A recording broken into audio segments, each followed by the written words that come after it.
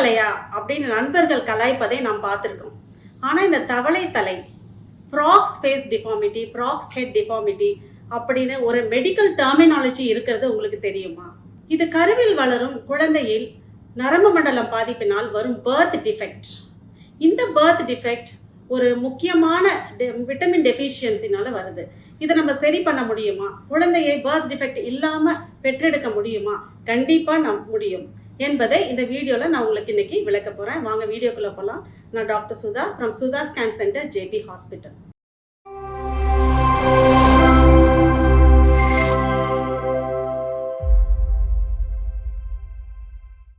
திருமணமான எல்லா பெண்களும் பிரெக்னன்சிக்கு பிளான் பண்ணுறதுக்கு 3 மாதத்திற்கு முன்னாடி ஃபோலிக் ஆசிட் அப்படிங்கிற டேப்லெட்டை எடுத்துக்கணும். அட்லீஸ்ட் 1 மந்த்துக்கு முன்னாடியாவது இந்த ஃபோலிக் ஆசிட் டேப்லெட்டை எடுத்துக்கணும். ஃபோலேட், ஃபோலிக் ஆசிட் என்பது விட்டமின் பியோட 2 ஃபார்ம்ஸ். ஃபோலேட் என்பது நமக்கு நம்மளோட ஃபுட் ஐட்டம், நேச்சுரல் ஃபுட்லேருந்து கிடைக்கிறது தான் ஃபோலேட்.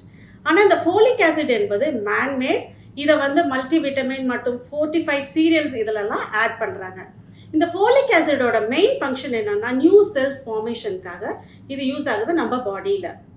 மெயினாக brain cells, blood cells and DNA, RNA, இந்த ஜெனட்டிக் மெட்டீரியல் நம்ம செல்ஸில் இருக்குது, இதெல்லாம் ஃபார்ம் ஆகிறதுக்கு இந்த ஃபோலிக் ஆசிட் ரொம்ப முக்கியமாக நமக்கு தேவைப்படுது.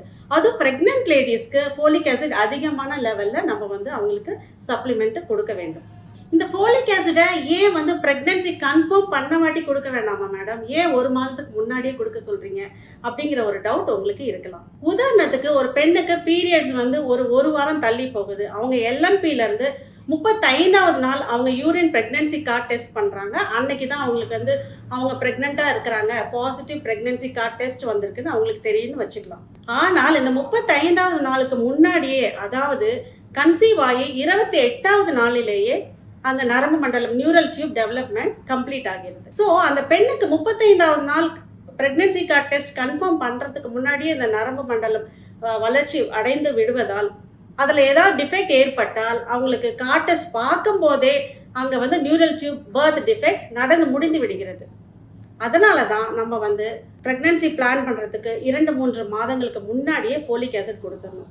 கன்ஃபார்ம் பண்ண மாட்டி ஃபோலிக் ஆசிட் கொடுத்தா அதில் ஒரு யூஸும் கிடையாது. ஸோ லாஸ்ட் மென்சஸ் டேட்லேருந்து 28வது நாளே இந்த நரம்பு மண்டலம் டெவலப்மெண்ட் கம்ப்ளீட் ஆகிடுது.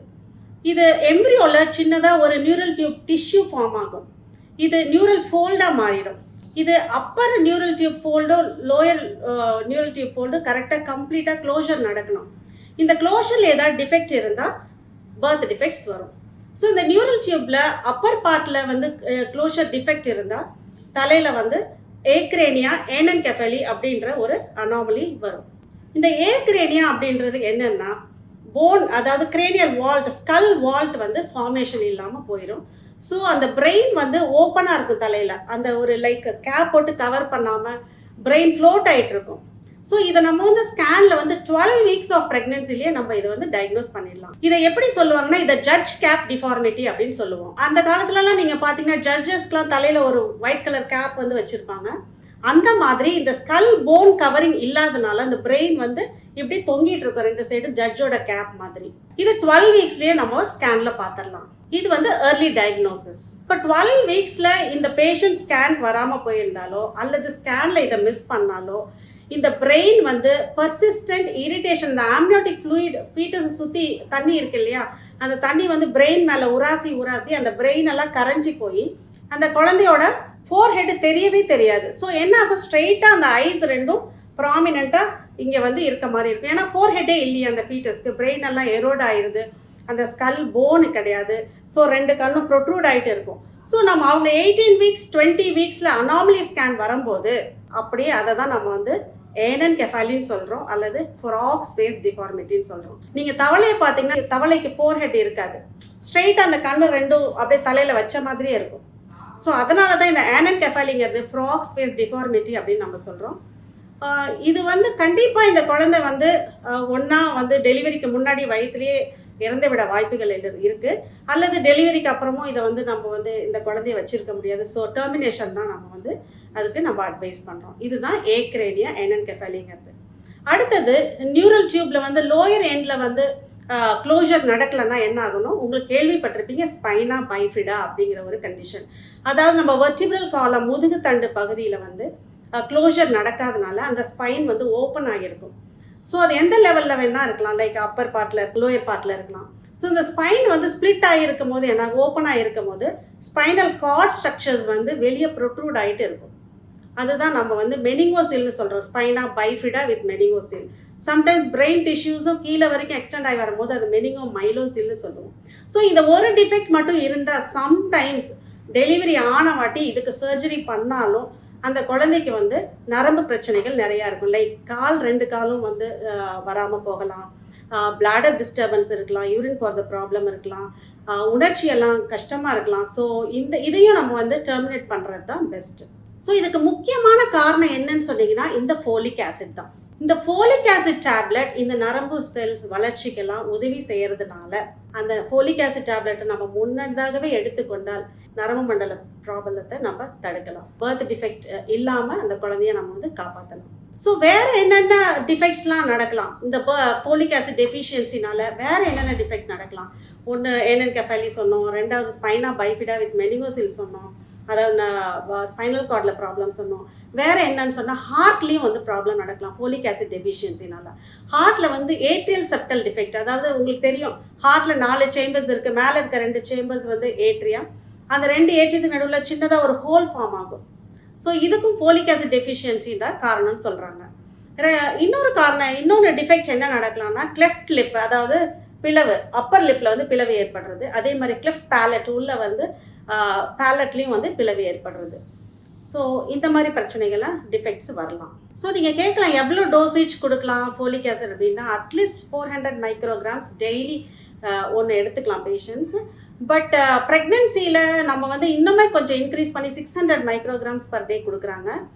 அண்ட் அவங்க ஃபேமிலியில் வந்து முன்னதாக யாருக்காவது வந்து இந்த மாதிரி நியூரல் டியூப் டிஃபெக்ட்ஸ் இருந்திருந்தால் ஈவன் 1000 மைக்ரோகிராம் ஃபோலிக் ஆசிட் வரைக்கும் ப்ரிஸ்கிரைப் பண்ணுறாங்க. ஸோ இதை வந்து நம்ம முன்னாடியே லைக் ப்ரெக்னென்சி பிளான் பண்ணுறதுக்கு பல மாதங்களுக்கு முன்னாடி இருந்தே ஃபோலிக் ஆசிட்ஸ் எடுத்துக்கிட்டால் இந்த நியூரல் டியூப் டிஃபெக்ட்லேருந்து இந்த குழந்தைய நம்ம காப்பாற்றலாம். நேச்சுரல் ஃபுட் ஐட்டம்ஸில் ஃபோலிக் ஆசிட் இருக்குது, அதை நீங்கள் ஃபாலோ பண்ணலாம். எல்லாம் க்ரீன் லீஃபி வெஜிடபிள்ஸ், கீரைகள், முக்கியமாக வெந்தயக்கீரை சொல்கிறாங்க, வெந்தயம் எடுத்துக்கலாம், பீட்ரூட் எடுத்துக்கலாம், எக்கு சாப்பிட்லாம், அவகோடா எடுத்துக்கலாம். And vitamin C rich fruits like lemon, oranges, grapes, இதிலெல்லாம் ஃபோலிக் ஆசிட் இருக்குது. நட்ஸ் எடுத்துக்கிட்டிங்கன்னா ஆல்மண்ட்ஸ், பாதாம் எடுத்துக்கலாம், வால்நட் எடுத்துக்கலாம், ஃப்ளாக்ஸ் சீட்ஸ், ப்ரௌன் ரைஸ், வீட், இப்போ வந்து நம்ம கொண்டைக்கடலை, இதிலெல்லாம் வந்து ஃபோலிக் ஆசிட் இருக்குது அதில். ஸோ இந்த மாதிரி ஃபுட் ஐட்டம்ஸ்லேயே நீங்கள் கொஞ்சம் இம்ப்ரூவ் பண்ணிக்கலாம்.